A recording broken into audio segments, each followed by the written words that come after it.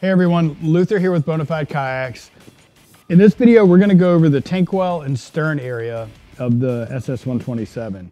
So if you take a look here, the first thing you're going to notice, you've got a big oversized tank well. That's really good for having your, your black pack. You can put it in turned either way. Your larger coolers that usually won't fit in the tank well of a kayak, you can put those back here if you want to, certain sizes. So just a lot of options, a lot of versatility. One of the things that we've noticed over the years that's always been difficult is attaching things or holding things down inside the tank well. So we got this cool little thing, super simple but really super cool, called the Omni Hook. And all it is, it's a hook that goes on the bungee. It's got a little kind of open mouth hook feature. And you can take this, you can put it over the lip of a black pack, you can put it in the ends of the rails of the black pack, you can hook it over a crate, hook it over a 5-gallon bucket if you want to. But you can hold down things, which has always been a challenge on these kayaks. So that's a really super cool feature. Another thing you're gonna notice, we've got the bungee doubled up back here. Obviously that could give you maybe some stowing options, you could set something in between there. But more importantly, what it does, we wanted the ability to have a completely open tank well.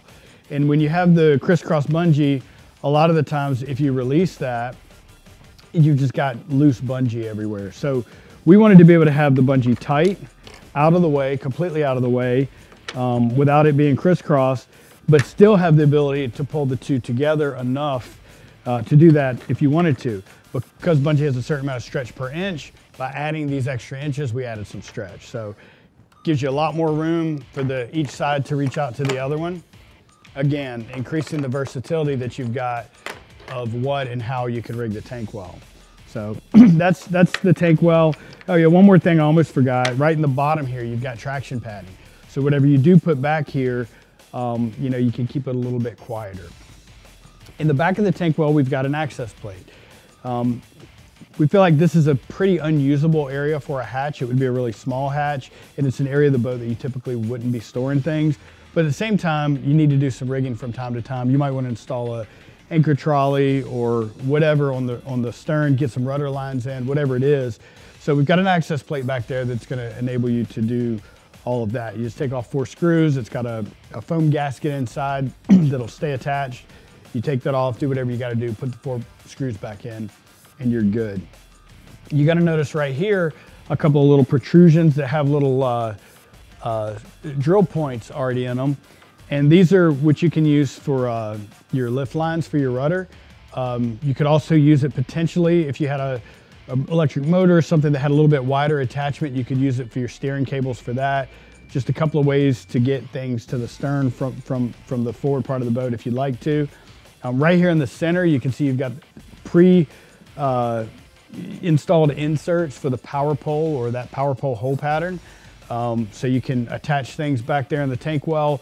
Right behind that, you can see we've got the hole already in for a rudder. Right here would be for a rudder where your steering lines would come out. So it's ready for all that. And then on the side, we've got these nice flat areas. And what that's going to enable you to do, so we've got inserts here for a power pole. But if you wanted to put your power pole off to the side, you've got this nice access plate. You've got a nice big flat spot to do that. It's going to fit right here. So you could potentially have a power pole on one side and a motor on the other side, for example. So just a lot of different options of how you can configure this stern well, probably a lot more even than what we've described here. So that's a little bit about that.